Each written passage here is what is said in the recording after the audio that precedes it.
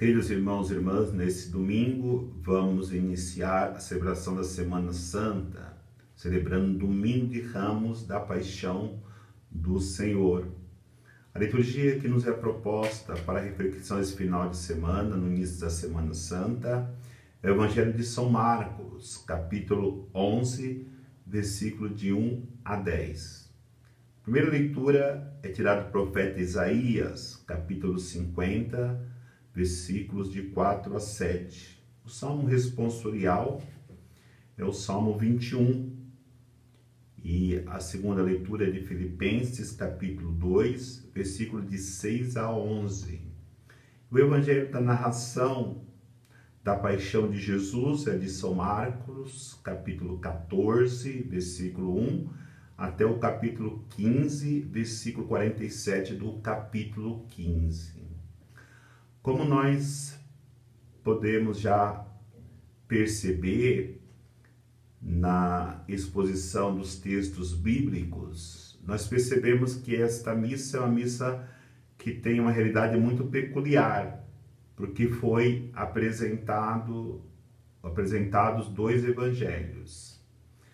O primeiro evangelho é o evangelho da entrada de Jesus em Jerusalém, onde o povo canta Hosana, bendito que vem em nome do Senhor. E o outro evangelho, a narração da paixão de Jesus, é o evangelho do sofrimento, da paixão, da condução de Jesus até a morte. Então, perceberemos entre esses dois evangelhos muitas realidades que precisamos fazer a nossa reflexão. A primeira realidade é realmente essa contradição do mesmo povo que acolhe Jesus entrando glorioso, sendo exaltado, ouvindo Hosana, bendito que vem em nome do Senhor, é o mesmo povo que no evangelho da paixão grita, crucifica-o, crucifica-o. Mas não só esta realidade, mas também a realidade da contradição quando nós ouvimos no início da chamada dos discípulos para seguir Jesus, quando ouvimos, deixaram tudo para segui-lo. E hoje nós ouvimos no Evangelho da Paixão que todos abandonaram Jesus, deixaram ele só. É o perigo que nós corremos de iniciarmos nossa caminhada na empolgação do chamado de Cristo, depois no momento da cruz, nós abandoná-lo e fugirmos diante das dificuldades. Então, a Semana Santa será uma semana de muita reflexão para nós entendermos a importância da dimensão da cruz na vida cristã. Porque muitas vezes, na nossa caminhada de fé, vamos ter que, como Cristo, abraçarmos a cruz na nossa missão para testemunhá-lo como Salvador do mundo, Salvador da humanidade. Outra realidade que temos que refletir é que enquanto os discípulos dormiam, Judas agia na noite. Então nós, como discípulos de Cristo, não podemos perder tempo. Jesus ensinou os seus discípulos: vigiai e orai para que não caiamos em tentação. Então é importante nós entendermos que o mal nunca para de agir. E foi exatamente aquilo que Judas fez quando Satanás entrou em seu coração para entregar Jesus.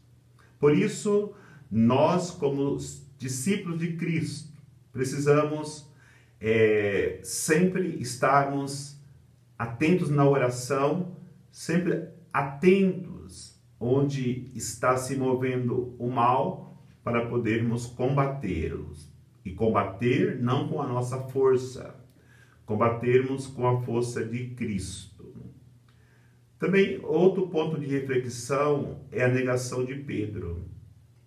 Depois que Jesus foi entregue e foi levado para o pátio, para ali ser escarnecido, ser humilhado, ser ultrajado, aquilo que Jesus havia falado para Pedro: antes que o galo cante, terás me negado 3 vezes. Então, a primeira negação de Pedro: eu não sei o que tu dizes, vai dizer ele para a serva.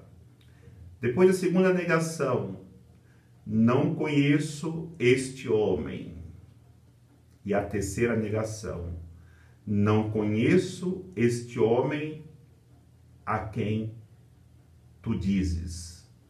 Então, é o perigo que nós corremos de não estarmos firmes na nossa convicção e na hora que precisarmos testemunhar Jesus, fugirmos da experiência que temos que passar necessariamente como cristãos da cruz. Então é importante procurarmos cada vez mais alimentarmos a nossa fé. E alimentar a fé só é possível se nós alimentarmos a fé na dimensão da cruz que o Cristo abraçou pela humanidade, por amor a cada um de nós. E para que possamos abraçar a cruz, nós precisamos entender o que é servir, ser servo. E Jesus foi um servo fiel que cumpriu em tudo a vontade do Pai. E ser servo é garantia de ser incompreendido pelo mundo, pelas pessoas. Então entendamos que se nós nos tornarmos servos, seremos perseguidos. Se nós não nos colocarmos a serviço, nós não seremos perseguidos, porque ninguém vai perseguir morto. Por isso, queridos irmãos e irmãs, muitas vezes, quando estivermos servindo, nós vamos sempre ouvir críticas. Ah, o padre falou demais na missa. Olha, aquele que está cantando de forma desafinada, horrível. Aquele que fez uma leitura muito mal. Aquele que limpou a igreja, limpou muito mal. E assim o servo vai recebendo a crítica. Mas é importante nós entendermos algo. Quem prega a palavra não prega para si mesmo, prega para o seu Senhor. Quem canta na missa ou distribui comunhão, não canta para si mesmo, não distribui comunhão para si mesmo, mas para o seu Senhor. Até mesmo quem faz leitura, faz comentário, não faz para si mesmo, faz para o seu Senhor. E quem é chamado também a limpar a igreja, não limpa para si mesmo, mas limpa para o Senhor.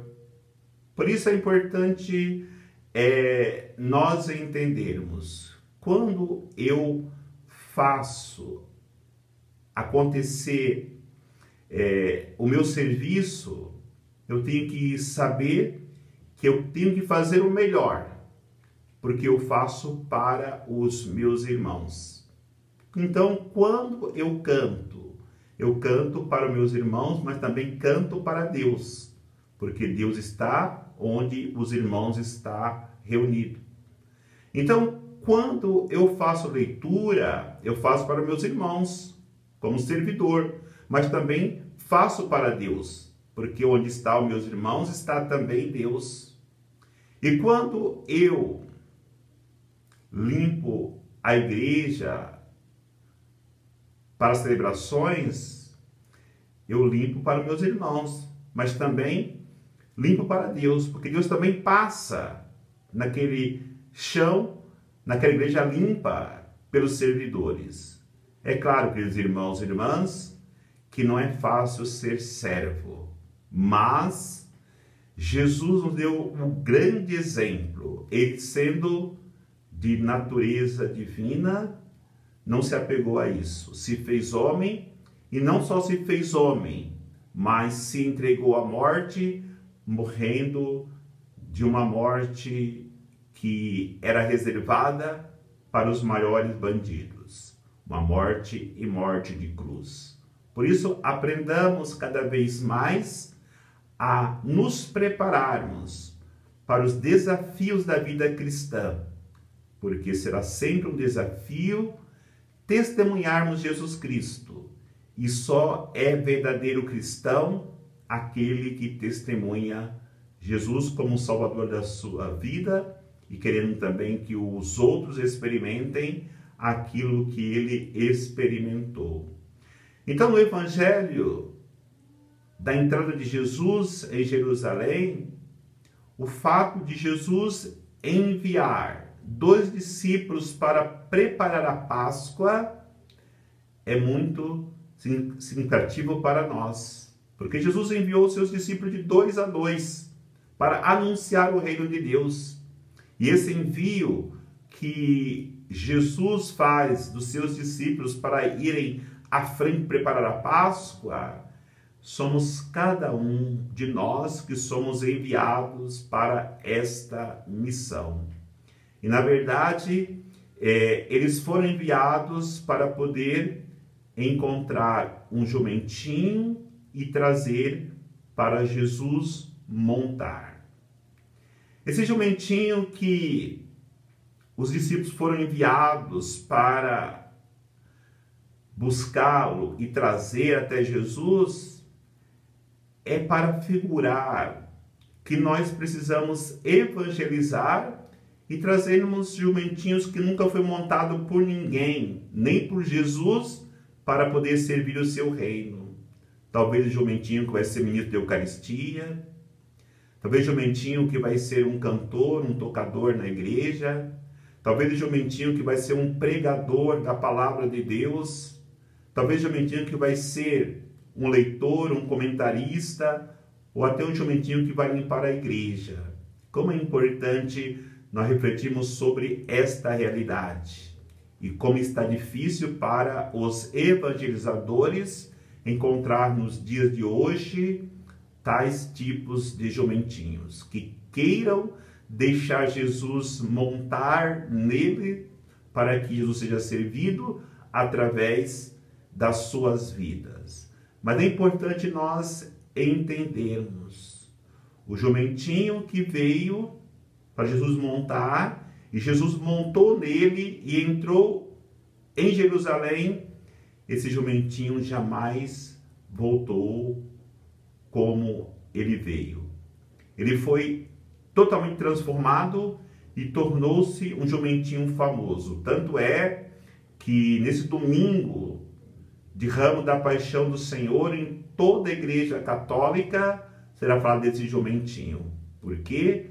Porque ele foi transformado depois que ele foi usado por Jesus para realizar essa grande obra de entrar em Jerusalém. Mas é importante nós entendermos que quando Jesus entra montado no jumentinho, os aplausos, os hosanas, os ramos que o povo aclamava, Jesus não era para o jumentinho. Então nós corremos o risco de acharmos que a glória é para nós. Só conseguiremos cumprir bem a nossa missão de jumentinho se nós entendermos de maneira muito clara que nós somos apenas o jumentinho que leva a Jesus. Eu costumo, quando vou celebrar a Eucaristia, antes de ir para a homilia, me dobrar diante do altar, fazer venha para o altar e pensar: Senhor, monta nesse jumentinho e me use para falar da tua palavra, para que assim eu possa evangelizar.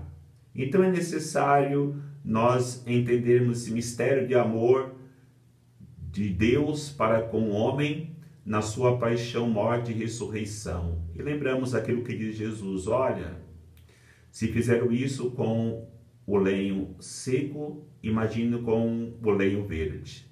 Se nós estamos sofrendo, nós precisamos entender que é necessário nos configurarmos a Cristo para suportarmos a cruz que precisamos carregar e assim, consequentemente, uma santidade de vida. E cada um de nós possamos, iniciando hoje a Semana Santa, vivermos profundamente a Semana Santa, principalmente o Tríduo Pascal, para que nesse Tríduo Pascal Jesus possa verdadeiramente ressuscitar em nossos corações. Que Deus abençoe a todos e dê a todos uma grande e abençoada Semana Santa. Em nome do Pai, do Filho e do Espírito Santo.